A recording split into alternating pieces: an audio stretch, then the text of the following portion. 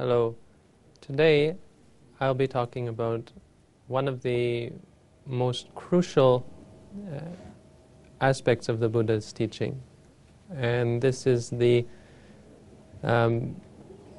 quality of the Buddha's teaching that is one of cause and effect, that the teachings of the Buddha has the quality of being true to the nature of how things arise and how things cease.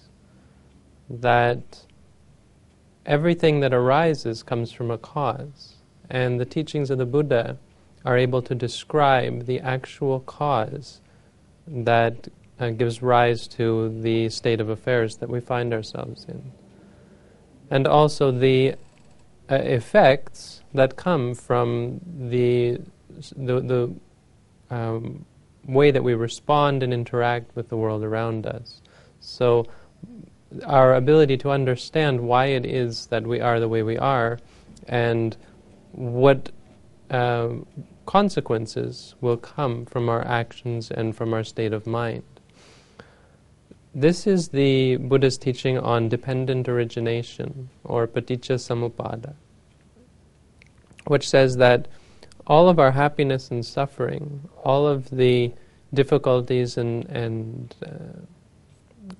upset, stress, and dissatisfaction that we meet with in the world, as well as all of the peace and happiness and well-being that comes, has a cause. And the teaching of the Buddha is able to describe this cause. The teaching of dependent origination is the perfect method for us to understand and to thereby adjust and overcome the causes of suffering, and thereby overcome all of suffering, any type of suffering and stress that might come in the future.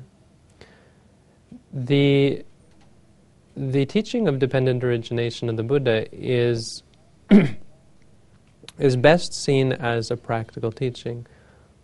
Often when people approach the teachings of the Buddha, they will, as I've said before, look at it from an intellectual point of view, trying to understand it logically, to think of examples by which they can understand and accept and agree with the teachings as they're presented, ways of explaining and ways of assimilating it with their own view and their own understanding of reality.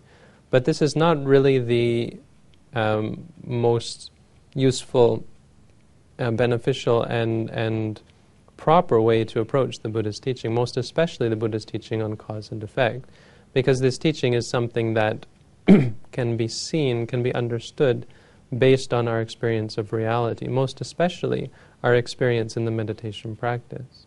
So when we undertake to practice meditation, or in our daily lives, when we encounter difficulties and problems, when we encounter situations that give rise to wantings and desires or aversions and dislikes, that give rise to our conceit and attachment and delusions, jealousy and envy and so on, that we are able to see this process in action. We should be able to see the nature of reality in terms of cause and effect, that when this arises, that will follow. When this doesn't arise, if you're able to somehow give up the cause, give up the behavior that is causing the problem, then the problem has no possible way of arising. So it says that reality really functions both physically and mentally on a scientific basis, that nothing arises by chance or by magic or by any supernatural means, that there is no possible way for any phenomenon to arise without its cause, without the appropriate cause. And so in this way, once we understand the causes, we understand the relationship between phenomena, between suffering and unwholesome states, and between happiness and wholesome states, between those states that lead to suffering and the suffering, and between those states that lead to happiness and the happiness, then our mind will naturally incline towards the development of those deeds and those mind states that lead to happiness, because there's no one in the world that wants to suffer. The problem is not that we want to hurt ourselves. Intrinsically, all beings are always looking for that which is pleasant, or that which is peaceful, that which is true happiness. The problem is that we don't understand the nature of cause and effect. We do certain things, and we create certain mind states, thinking that this is going to somehow lead to our benefit, when in fact those things that we create, those states of mind and those actions, are only for our detriment, are a cause for our suffering. And so in simply by not understanding, by this ignorance and delusion, we create states that are contradictory to our purpose, where we want to be happy and we're actually causing ourselves suffering. And this is how the Buddha's teaching on dependent origination starts. The first part of the teaching is that ignorance creates formations. It is due to ignorance that our mind gives rise to its mental formations, or gives rise to concepts. It conceives things. It gives rise to ideas and all sorts of intentions and volitions, and the very root of karma, of all of our ethical action, both ethical and unethical, simply due to our ignorance. If we understood that these formations, these conceptions, these intentions were going to cause us suffering, we wouldn't give rise to them. If we didn't have our ignorance, if we understood that there was no way to find happiness in this way, that even creating stable lifestyles where we have a nice car and a house and a job and all these things, if we understood that this wasn't able to bring us happiness, even these good things, then we wouldn't strive for them. The intention wouldn't arise to find these things, to cling, to attach even to people or to places or to things. If we understood reality, we wouldn't cling to these things. We wouldn't even give rise to those ethical acts that were for the benefit of creating pleasant circumstances, where we had good friends and good food and a good society and so on. We wouldn't even think to give rise to those intentions. We would be content and at peace with ourselves. We would have no need for anything. We wouldn't strive. If we understood that striving, this giving rise to intention, or the desire to create, the desire to destroy, the desire to change, to force, to build up some concept of me, of I, of identity in the world. If we understood that this was suffering, we wouldn't give rise to it. So the Buddha, this is an incredibly powerful teaching, because normally we would think that without this intention nothing happens. Without this intention, no good can come from your life. But really the ultimate truth of reality is that it is what it is. It arises and it ceases. Reality comes and goes. And there is no one thing in the world that can truly make you happy and at peace. There's nothing that you can create that won't be destroyed. There's nothing that you can build up that won't fall apart. There's nothing that can truly make you happy or satisfy you. If you can't find happiness and peace as you are, as things are in all of reality, then you'll inevitably fall into suffering and disappointment when things change and inevitably go against your wishes. So, once we give rise to understanding, if we understand reality, the point is that we will never have any wishes or any hopes or any desires, because we're truly happy. We will never want for anything. We will never hope for anything or wish for anything, because we're content the way things are. We're happy with reality as it is. And this is really the key, not to create anything that is inevitably going to fall apart or disappear, but to be content with whatever comes, whatever should arise. So this is the key principle in Buddhism, that understanding sets you free. It's not attaining anything, it's not vowing for anything, it's not creating anything. Simply understanding things as they are will set you free. And this is why insight meditation, or meditation where one contemplates reality, is so crucial. Simply by watching reality, you change your whole way of looking at it, you change your whole way of being, and you change your whole universe, so that nothing can bring you suffering. This is the key. Many people begin to practice meditation thinking that they're going to attain or create or perceive or experience something special that is not going to fall apart, that is not going to disappear, that is somehow going to make them satisfied.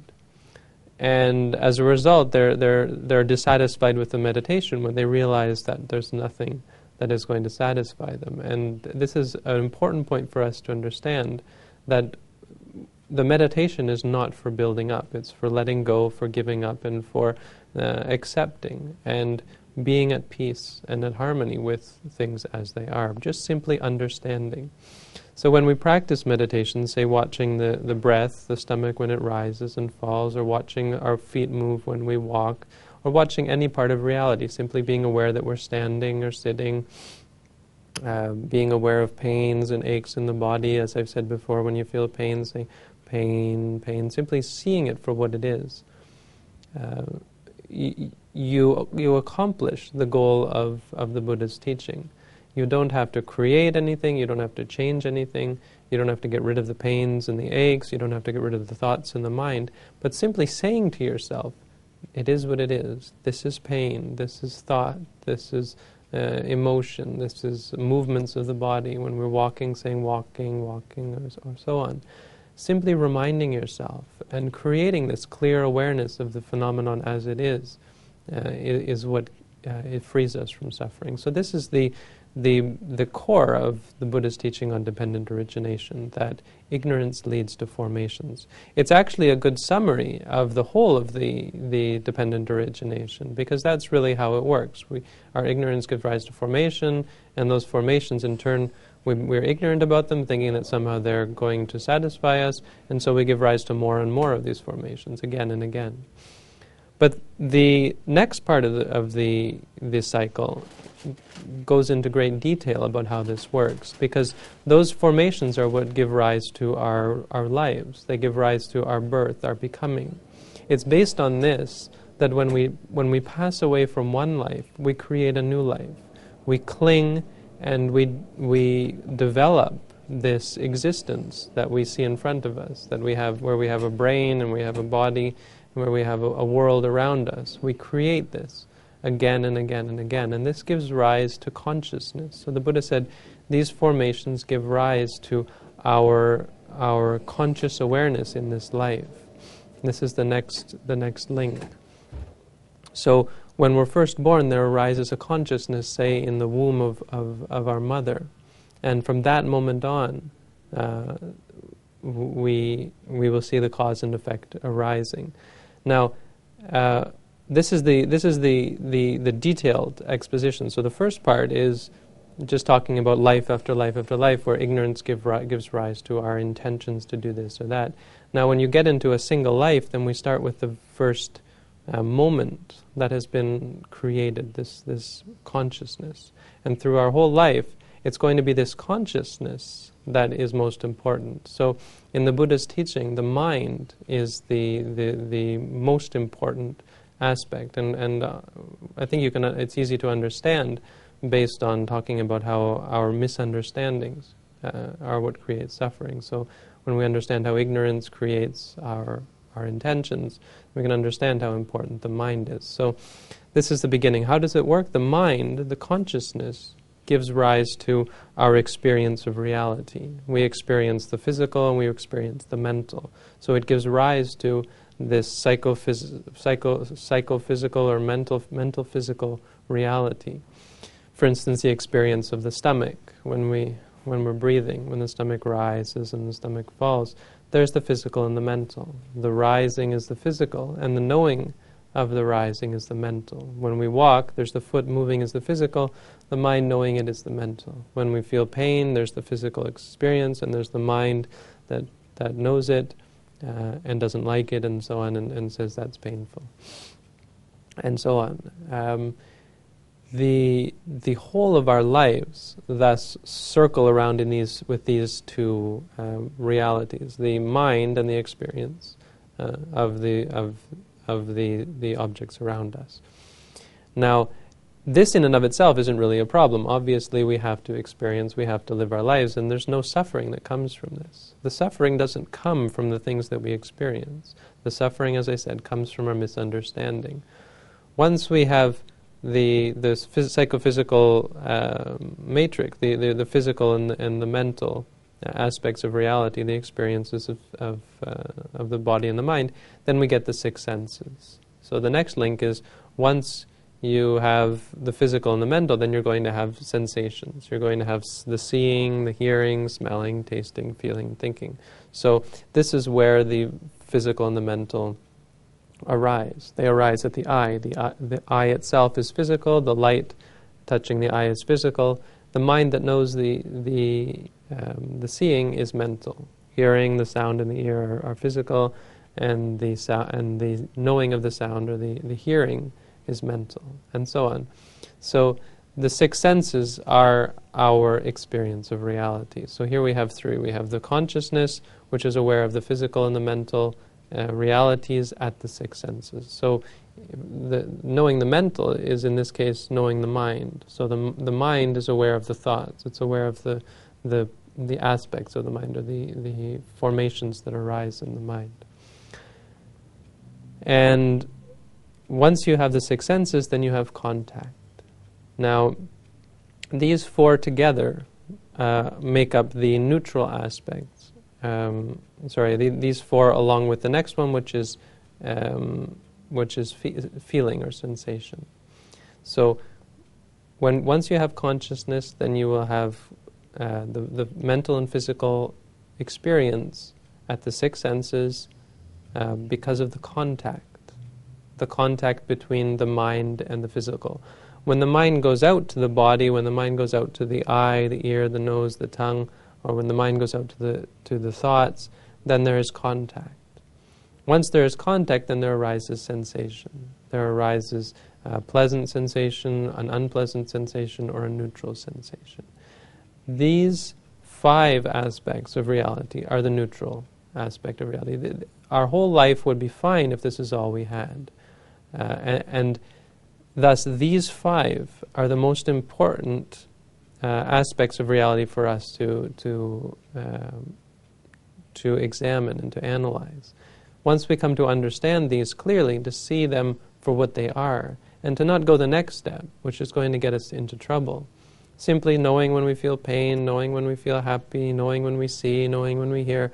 When we see something, we know it as seeing. So we say to ourselves, seeing, seeing. When we hear something, we know it as hearing. We say to ourselves, hearing, hearing. When we feel pain, we know it as pain. We say to ourselves, pain, pain.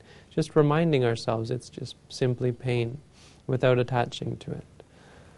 No problem would arise for us if we were able to do this. The problem is that if we're unable to understand reality in this way, we're going to give rise to craving. Because of the ignorance that exists in our minds, our inability to see these things as they are and to see them simply as arising and ceasing reality, then we're going to give rise to craving. We will have this intention arise. When we see something, we'll conceive of it as good, or we'll conceive of it as bad. We will have some kind of desire, some kind of intention arise. When we hear sounds, we will recognize it as a pleasant sound or an unpleasant sound, a person that we like. If it's music, we will enjoy it, and so on. We'll give rise to some intention in regards to it. This is how all of addiction works. For people who suffer from addiction to substances or addiction to any kind of stimulus, you'll find that the mind goes back and forth between these different parts of reality, the cause and effect. So sometimes you'll be aware of the seeing, sometimes you'll be aware of the craving, sometimes you'll be aware of the mind, the knowing of it, and the experience of it. when you practice meditation, you'll be able to break this into pieces. The mind goes through these again and again and again, and it creates more and more craving. When you're able to understand them, you're able to break them up. When you see something, it's simply seeing. It's neither good nor bad, because there's nothing intrinsically good or bad about seeing after all. It's simply because of our misunderstanding, our ignorance, and because of our past habits, our habitual ways of experiencing things, remembering that certain sights are going to be a cause for pleasure, remembering that certain sounds are a cause for pleasure, and so on, and remembering that certain sights and sounds and experiences are a cause for displeasure, will give rise to our craving, our wanting to develop, to cultivate, to increase, to attain, to obtain the phenomenon and more of the phenomenon, and our aversion, our desire to be free, to remove, to destroy, to banish the phenomenon, in the case of those things that habitually we remember as bringing suffering, bringing displeasure, or bringing pain. Because of our conception, conceiving things as more than simply what they are. For instance, when we hear someone's voice, right away we're going to put a value judgment on it, whether they're a good person or a bad person, we like them or we don't like them, a friend or an enemy. When we see someone, we're right away going to get angry and upset because we don't like them, or we're going to become attracted and pleased because we do like them, maybe they're beautiful or so on. We're going to give rise to these cravings. And this is what's going to get us into trouble, because this is how addiction works. If addiction didn't cause trouble, people wouldn't have to look for a way out of it. But the truth of reality is that our cravings lead us to a cycle of addiction that is very difficult and more difficult the longer it lasts to break free from. So this is the next link, that craving wouldn't be a problem if it didn't lead to the next cycle, and that is addiction. Most people who haven't studied the Buddha's teaching, whether they be Buddhists or non-Buddhists, don't see the danger inherent in craving, don't see the inherent danger in liking. We think that our likes and dislikes are what make us who we are. And this is exactly the problem, because we have some conception of self, of I, of what I like and dislike. We stumble right over this egregious error of judgment, that actually there is no I, that we're creating this as we go along. We'll say this, it's our way of justifying liking and disliking. We say, I like this, I like that, and we say this as a justification. It's the connection, if you will, between our craving and our addiction. At the time when we crave something, we think, yes, that's something I like. This is my preference. Then we'll give rise to this habitual addiction where we cling to the object. We're unable to let go of it. We're unable to be without it, to the extent where we'll actually cause great suffering for ourselves if we don't get it. And this is the danger inherent in simple liking, because we are not static creatures. We are dynamic. And everything we do and think affects who we are, changes who we are. Craving gives rise to clinging. You can't stop it simply by force of will. You can't simply wish for it to stay simply as liking, where liking will not give rise to craving. Liking has as its nature the propensity to give rise to craving, to clinging. Clinging gives rise to creating or becoming. Creating circumstances wherein we can get what we want, cultivating and developing and building up, in many cases, a huge ego or identification with reality, where we have who I am, my status in life, my stable reality, my home, my car, my family, and so on. We build this up based on our cravings, based on our clingings. We will build up our whole reality. Why beings are so diversified, why some people are rich, some people are poor, is totally based on where we have led ourselves from lifetime after lifetime, where we've directed our minds.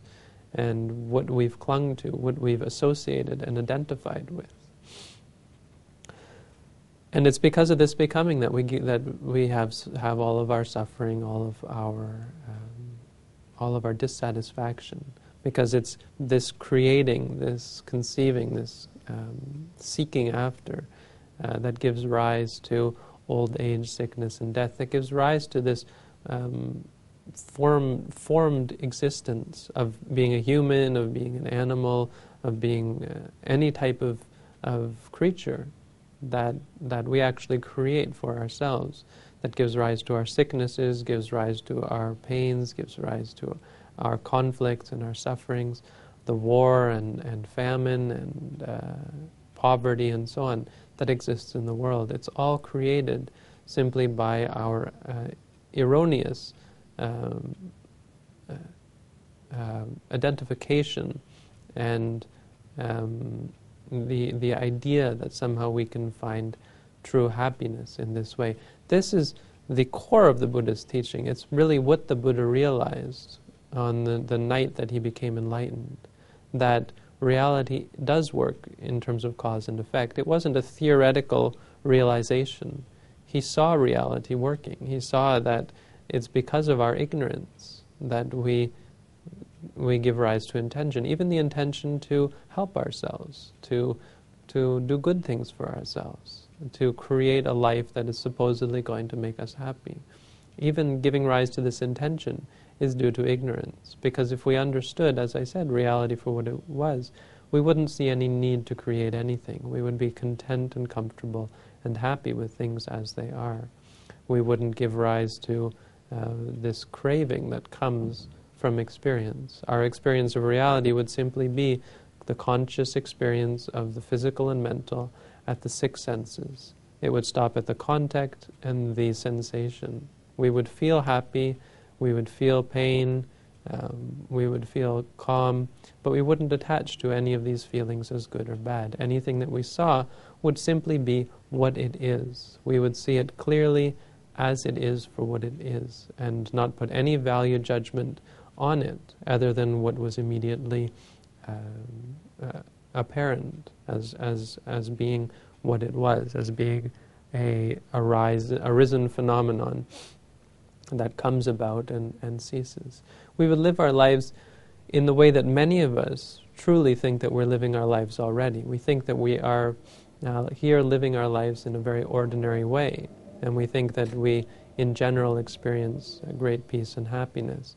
But as a result of our craving and our clinging, we actually create great suffering, and we're not really living in true reality. Our experience of reality is, as they say, tangential. We experience reality for a moment, and then we're off on a conception, the idea of it being a good or a bad thing that we experience. When we see something, we hear something, smell, taste, immediately it takes us away into our craving leading to clinging leading to this becoming or creating of some kind of intention to attain or to be free from, and so on, which in turn gives rise to conflict and suffering and not getting what we want and getting what we don't want and being dissatisfied and disappointed and sorrow, lamentation, and despair. All of these things come from our attachments, our judgments, our ideas that things are good and bad. So this is an incredibly important teaching, as I said, and incredibly important for meditators. It's really the core of the meditation practice and the core theory that we should understand when we start to practice meditation, because this is how we're going to change our minds during the meditation practice. So thank you for tuning in. I hope this has been useful and that those of you who are watching are able to put this into practice. Please don't be satisfied simply by intellectual understanding of the Buddha's teaching. Do take the time and effort to put this into practice. And I wish for this teaching to be of benefit to all of you, and that you are able to, through this teaching and through your practice of the Buddha's teaching, to find true peace, happiness, and freedom from suffering. Thank you, and have a good day.